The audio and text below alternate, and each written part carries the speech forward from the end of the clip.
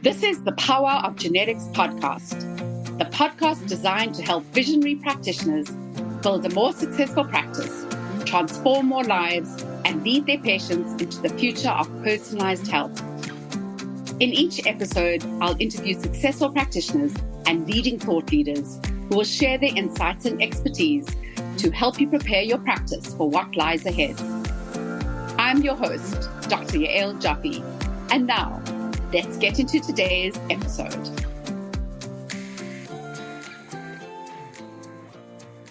Good morning and a very big welcome to Dr. Sara Gottfried, a very special colleague and also a friend of mine who I've known for a few years now, and looking forward to many, many, many more years working together. So welcome, Sara. Thank you so much. Happy to be here. So I know a lot about you, and I have been following you for a very long time, your career and the many things you're doing, the many, many things you're doing.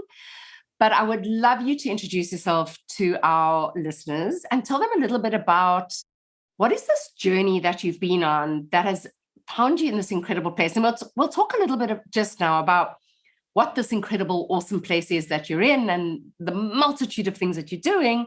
But I'd love to go back and tell them about who you are, where you started, how you landed up in functional medicine and precision medicine, and then we can take it from there. Sure. Well, what I would say first and foremost is that I'm a wife and a mother. I think that's an essential part of the work that I do. And in terms of functional medicine, as well as, I like to think of it sort of as root cause medicine. So functional medicine, precision medicine, integrative medicine, health-based medicine. The reason why I turned away from mainstream medicine and looked for some other ways of taking care of patients and also solving my own health problems was that I was in my 30s and I was really struggling. I did have the experience of growing up with a great-grandmother who was a bit of a radical. She was a whole foodist. She really believed that nutrition was the key to having a long and full life. She died in her sleep with no chronic disease at age 97. So she really inspired me. Her name was Mud. My grandfather couldn't say the name Mother, and so he called her Mutter, the German word, and it stuck as Mud. But she really, in many ways, galvanized me toward thinking more broadly than health is just, the absence of disease. So she practiced yoga way before we had a yoga studio on every street corner. But her influence, I would say, didn't really come full circle for me until I was in my 30s. I had one kid. I was working in what I think of as McMedicine, where I was seeing about 40 patients a day. And I was really struggling. I remember I would come home from work at the end of the day. It'd be about 6 p.m. And I would just sit in my driveway in my car, so exhausted, trying to think, how am I gonna walk in that front door of my house and really show up for my family? Because I don't have the energy for it. And I don't know how much longer I can keep doing this. So that's when I went to my primary care doc who said, gosh, sounds like you should go on an antidepressant. And, that all this weight gain that you've had since you've had a baby, it's just a matter of calories in and calories out. You know this. He even wrote it on a whiteboard. Oh, man. Yeah. And I realized at that point that mainstream medicine was failing me. And I also realized that it was failing so many of my patients and that I needed to take a step back and to find another way of going about this career in medicine. So at the time, I'd been listening to Jeff Bland for many years. I really believed in function as our focus. I believed in functional medicine. Integrative medicine was part of my work at that point too. I was influenced by Andy Weil, who would come and speak to us at Harvard Medical School. And so I really decided that I wanted to integrate this into my practice in a new way. So that was quite a while ago. That was almost 20 years ago. And I would say it's been a wild journey and, lots of high points and low points along the way. But I really think that this decision to step away from mainstream medicine and to see the value that can be added by functional precision and integrative medicine, that has served me beautifully. So if anyone's listening to this, they're going to think you're an amazing doctor and you found this amazing integrative functional medicine, but there's so much more to the work you do. So the thing about the work you do, and I'm just going to, a couple of things. The first is you're what I could call a physician scientist. So you're an absolute natural scientist that even when you're not doing science, you're doing science. And you're always looking for the science in what you do, either formally, as in trying to I mean, we're just talking earlier about a pre-diabetes study that you're involved in, or even the way you conceive of the work you do is extremely scientific.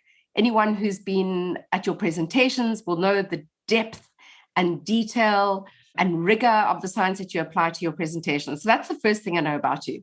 The second thing I know about you is your extraordinary ability to communicate. So for me, you're a communicator. And often in our field, it's extremely difficult to find doctors who can communicate and educate practitioners like myself, but also to be able to connect and reach out to our patients, our clients, and the consumer. And you have been able to do both. And so for me, that I don't know if it's empathy or compassion, but I would love to get your take on it. What is it that has enabled you to be both this physician scientist, so academic, and you continue in that work, and this extraordinary communicator, both to practitioners, but also to connect with patients, which has been a lot of your work? Well, first, I appreciate your kind words so much. Yeah, I would say being a scientist has been part of my worldview for all of my life. And I started out actually in engineering. So I dropped out of a PhD program in bioengineering. And I think that in many ways is part of what you're picking up on, which is I've got a systems-based way of looking at the body. And also in terms of looking at problems, like what is the problem to solve? So I think that science is a big part of that. I love searching for the truth. I think you and I have that in common. I think that's really the nature of science, like really being open to what the truth is, regardless of maybe what your biases are and what you hope to find scientifically. And in terms of messaging, I appreciate that comment so much because I believe ultimately, as physicians, our ultimate job is to market, to really understand how do we take the patient that's in front of us, really understand their phenotype, understand like what matters to them when it comes to health. What do they want their health for? Who is it they want to be in the world? And how can we support them in doing that? So when we take that patient who's in front of us and we really want to understand and then leverage this concept of health, we then have to convince that person to do those things, whether it's eating a nutrient-dense food plan that has, a minimum of 5 colors of the rainbow in the vegetables that they're choosing, or encouraging them to exercise in a way that, is not for something like, we want you to get your target heart rate to this zone. What we want in terms of exercise is we really want it for longevity, for brain health, for getting that kind of movement that we're genetically programmed to do. So I think that marketing is ultimately what we need to be doing as physicians, and that's where the messaging comes in. And when we're talking about science, the tricky part, of course, CIL, is that we have to simplify without oversimplifying. And that's where I think the edges, that's where things get really interesting. Whether you're talking about metabolic health or you're talking about genetics or you're talking about epigenetics, we really have to find ways to talk about these concepts in a way that, moves the heart of another person and really gets them to consider their behaviors, consider what their goals are, and to change, to up-level. So this is what's going through my head now, Sarah, is I'm listening to this and I'm thinking about this extraordinary work you've been doing in the area of women's health and hormones, particularly around menopausal women. So me being my age and feeling this extraordinary, almost overwhelmed feeling and talking to my friends about what should we be doing, what's going to change, how do we get over this hump, what's happening to us, are we losing our minds? And you've been able to create a conversation with women like myself that has not only given us real information on what to do, but has made us feel like there's hope. Really, that's the only way to describe it, that we're not this, when you get to 50 and you're almost like, goodbye, thank you very much. It's been great. Like, you've served your purpose, off you go. And I think that's a bit harsh, but I think that there is that reality out there. And I think what you've done is you've been able to connect with a significant part of the population who felt like they weren't being heard. And so for me, in the work that you do, over and above content, knowledge, science, is this empathy and compassion. I was just wondering whether that was like intentional, that's something that you really seek to work on, or whether it's just the nature of who you are and always has been kind of the work that you do. Probably a bit of both. I would say fundamentally, I'm a physician, and my experience is derived from that one-on-one experience with a patient. And so, the first book that I wrote, The Hormone Cure, was really about those conversations with patients and understanding on a deep level what they're up against. So I first started listening to women, when I went to medical school in 1989. So that's a lot of decades of listening to women, really understanding some of their challenges, understanding, what it's like to live in white male patriarchy, how to really live our best, deepest lives, given some of the challenges that we have, as you described, with kind of the way that once you're done with your fertile years, in many ways, our culture works against us. There's a way that women can feel like they disappear and they're not heard and they're not listened to, they're not considered in the same way. Fortunately, that's changing. But I really felt like this is the more intentional part that maybe you're asking about. I felt like the conversation had to change, that the way that we were talking about women, women's health, hormones, it had to change because it centered around women who are trying to get pregnant. Yeah. And if you even look at something really simple like, okay, what's going on with your hormones? What's happening with estrogen, progesterone, testosterone, cortisol, and so forth? When you're trying to get pregnant and you're having difficulty, we'll check all those hormones. We'll look at all those levels. If you're not trying to get pregnant and you go to your physician or to your healthcare professional and say, listen, I'm 42, I'm 47, I'm 53. I feel like there's something going on with my hormones. Then they get told, well, your hormones fluctuate too much. It's not even worth measuring them. So that's one example of the way in which mainstream medicine fails women and also sets up a double standard where if you're trying to have a baby, we'll give you all of this testing. If you're not, sorry, you're on your own. Good luck with that. So that was one of those conversations that needed to change. We needed to talk about hormones. We needed to talk about the essential role of lifestyle, from diet and nutrition to genetics to where we are with wearables to data streams, to really understand, okay, for you, how do you define health? What are the metrics that matter the most? Okay, is it hemoglobin A1C? Is it fasting glucose? Okay, let's go there. Let's go deep and let's understand how to optimize it. I couldn't agree more. I mean, the idea that the conversation, and I'm just grateful that I'm at this age now that I'm having this conversation, because if it was 10 years ago, I would not be empowered. And in fact, I had a birthday a month ago and it was a fantastic day. And the reason it was a fantastic day for me is because when I woke up, I said, you know what? I feel better than I did a year ago. If anything, I'm fitter, I'm stronger, I'm leaner, I'm cognitively better than I was a year ago, which means that I'm not disappearing in any way, quite the contrary. And I've been able to make such careful and considered changes in my life to bring me to that space. So I'm one of those people who've really benefited from the conversation changing. And I'm seeing that with my friends as well, that we're saying, actually, hold on one second. There's still some tricks that we can do. And actually, if we make some really good decisions, we are actually going to be better than we've ever been, which is really where I believe, certainly for myself, that's where I am. So you raised genetics. So I'm going to take the bait. Wait, can I make one quick comment? Can I make one quick comment?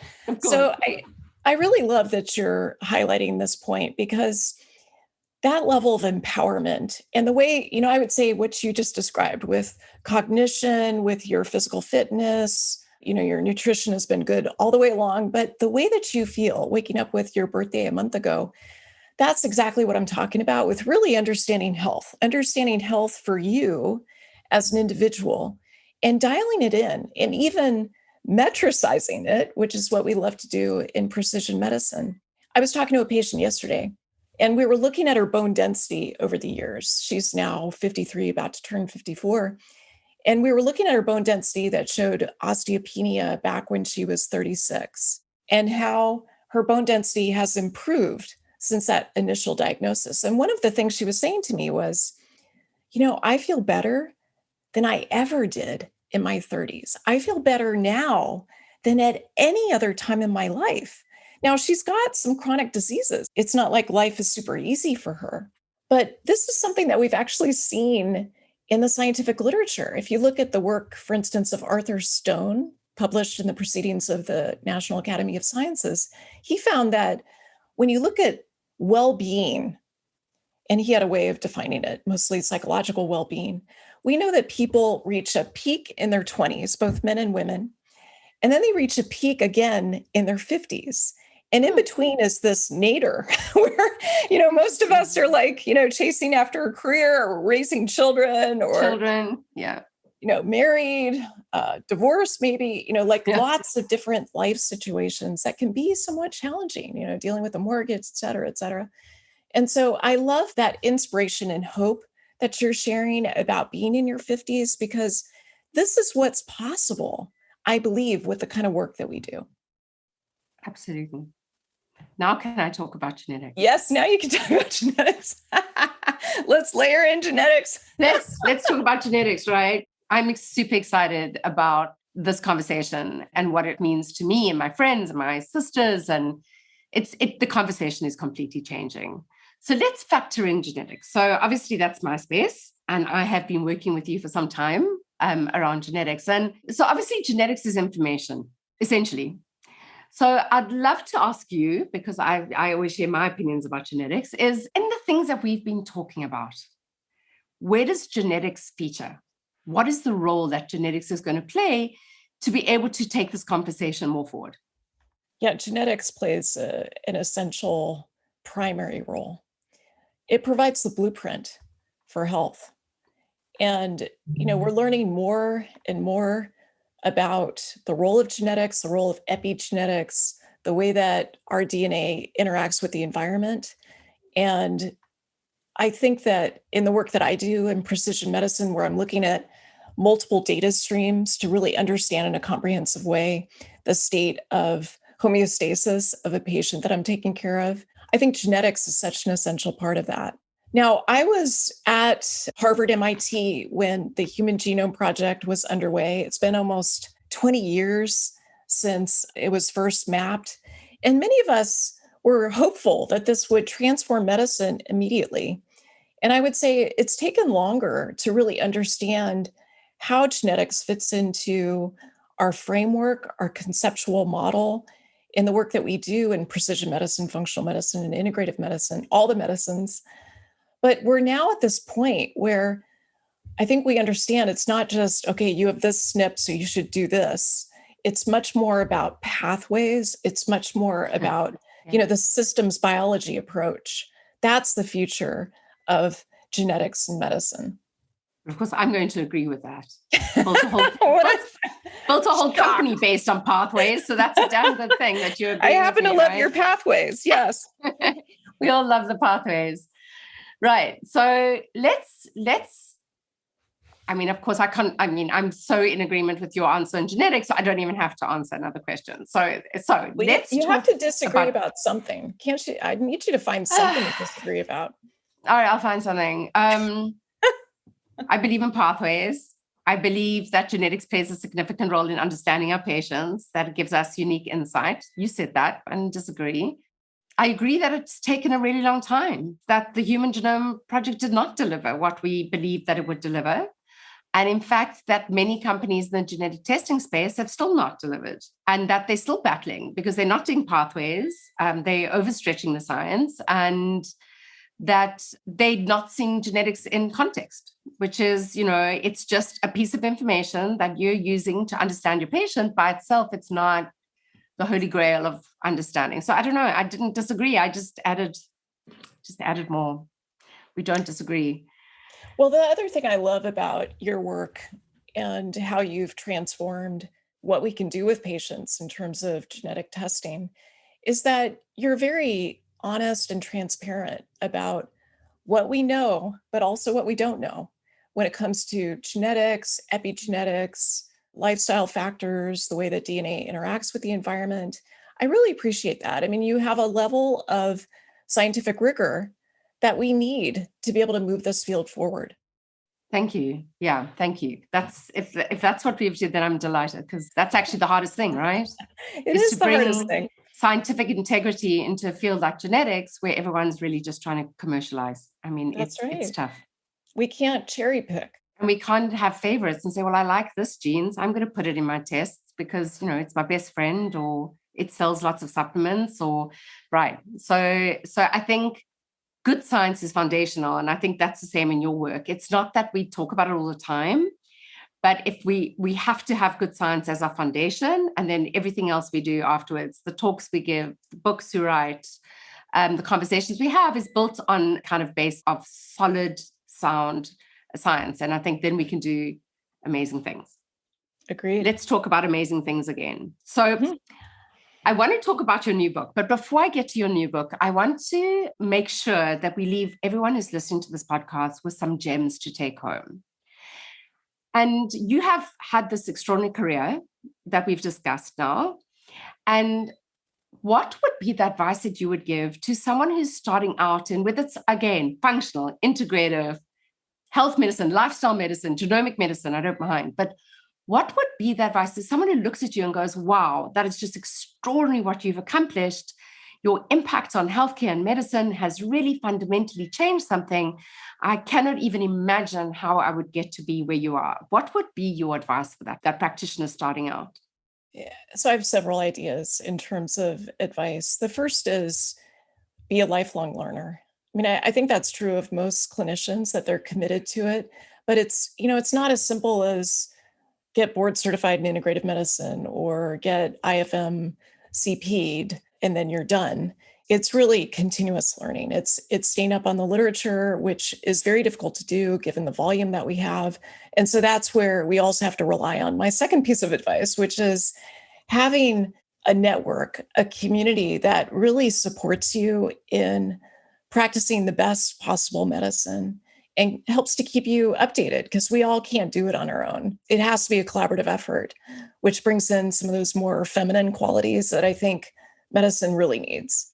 Third, I would say build a platform. So this might be a little bit different than some of your other guests that you've had, because I really believe that, if you want to have an impact, yes, you'll have an impact one-on-one with patients. And I don't want to disparage that in any way. That's how I started. But if you want to amplify your message, if you really want to have an impact that's bigger than just the patients that you see each day, it has to be through a platform. So that means social media, that means writing articles, it means engaging and commenting on those members of your network that are also on social media.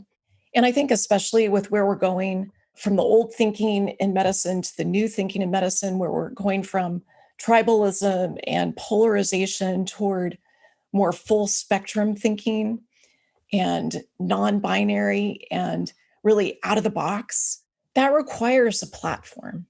The fourth thing I'd say is, I'm going to get a little quieter here because this is about burnout. And I think one of the risks in the work that we do with functional medicine, precision medicine, is that we work really hard. There's a lot of demand. There's not a lot of supply.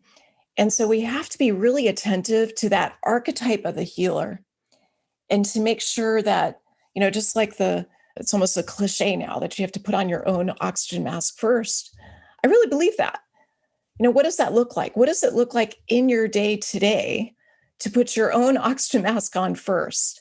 Not to give until you drop to your patients, not to give until you drop to your kids or to your family, but to really make sure that your own sense of wellness and health is kind of, overflowing the brim so that you can give from that place of plenty and abundance.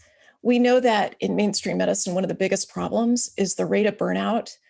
Physician suicide is at an alarming rate. And so a big part of the work that we do, and my advice for folks who are just starting out in this type of medicine, is to really make sure that you're taking care of yourself. Don't redline. You got to be aware, when your tank of gas is starting to decline, or, maybe we should use an electric vehicle analogy here that might be more appropriate. So if you're driving a Tesla and you notice that, the battery's going flat, the battery's going flat, you're, driving too fast, then, go charge, figure out how you best charge, recharge yourself. That's such an important part of this work. And I have to say that that's taken me decades to learn. And that's one of the joys of the 50 plus, is understanding that my self-care is actually as important as anything else I do, taking care of my kids, working, teaching. If there's no self-care, none of this will happen. It just won't happen. There won't be, so it's taken me, but wow, Sarah, it's taken me decades, absolute decades, to be able to understand that. Well, yeah, what I'm hoping is that we could actually save some of our younger listeners the decades that it took the two of us to really figure this out. I mean, the way it shows up for me when I'm burned out is I get resentful. I get sort of angry when I look at, they just added more patients to my schedule today. When that shows up, I know that resentment is inversely proportional to self-care. I know that I have to increase the dose of self-care. So don't wait until you're in your 50s, like Yael and me. We want you to be doing this all the way along, right? Absolutely. That's essential. Build it in. It's part of your growth. It's part of your learning. It's as always, when we talk about exercise and we talk about how recovery as important in increasing fitness as the training, it's exactly the same concept.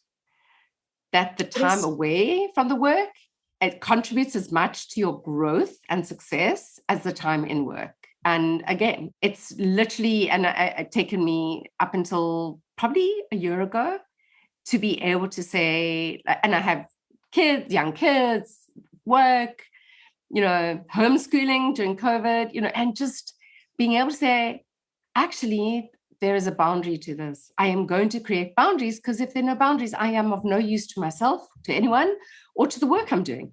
So as I said, it's certainly taken me a very long time, but then I'm not sure anyone was having this conversation with me.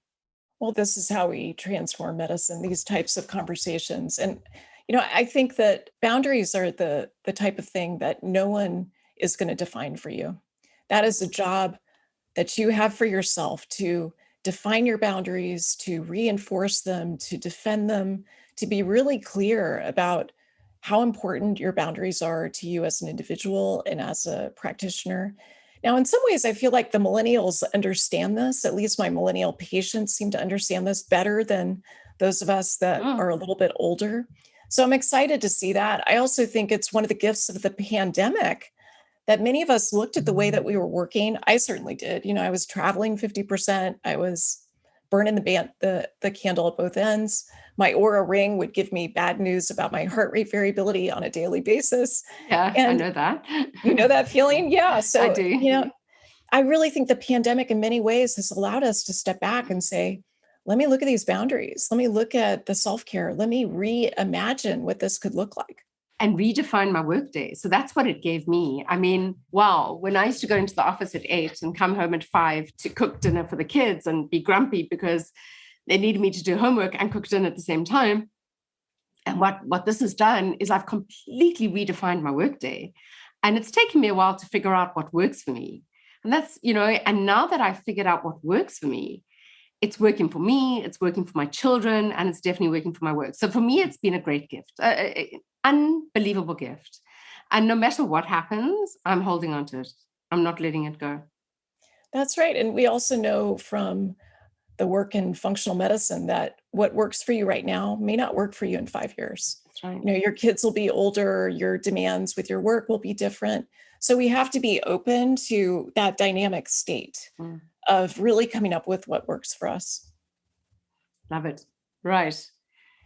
Tell us about, we're going to finish off now. So tell us about, let's go back to your conversation that you're having with all these amazing women around the world. Women, Food, and Hormones. I know there's a new book coming. I have your 2 other books.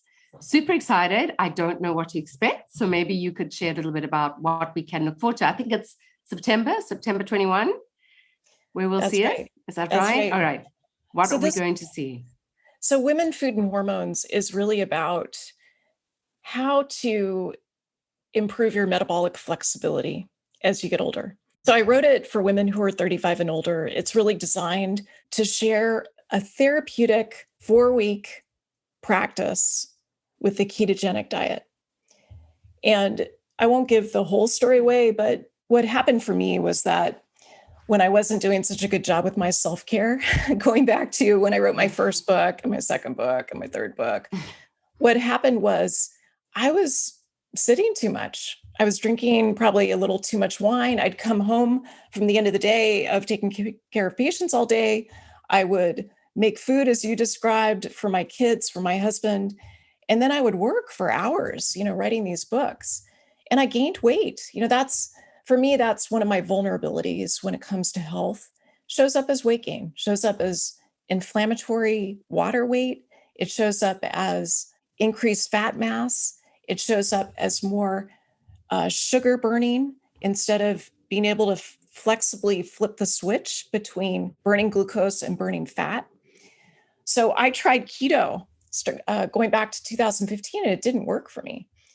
So I had to really go at this to do some N-of-1 experiments with myself and then with patients once I figured it out, to understand what do women uniquely do to allow the space for metabolic flexibility, to flip that switch. So I came up with a 4-week ketogenic food plan that really flips that switch, but it requires having the detoxification pathways open.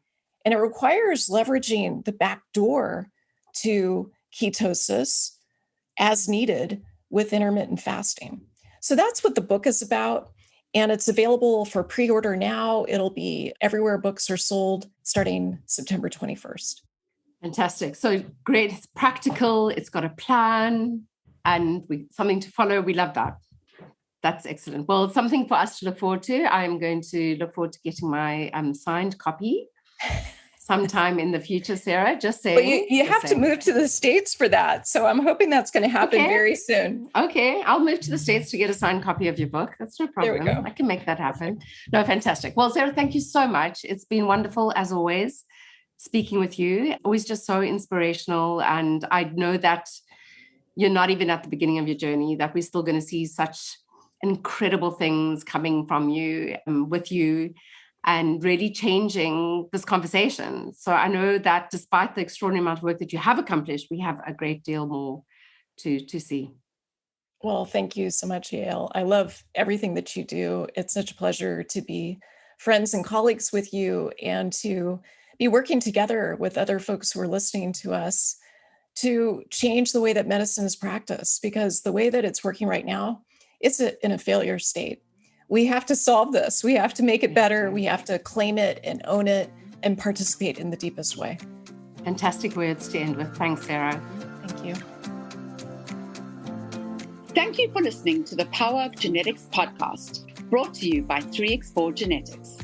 For more episodes, please visit 3x4genetics.com/podcast. And if you are a licensed health practitioner who would like to apply to join our network of over 1,000 like-minded visionary practitioners, please visit 3x4genetics.com/apply.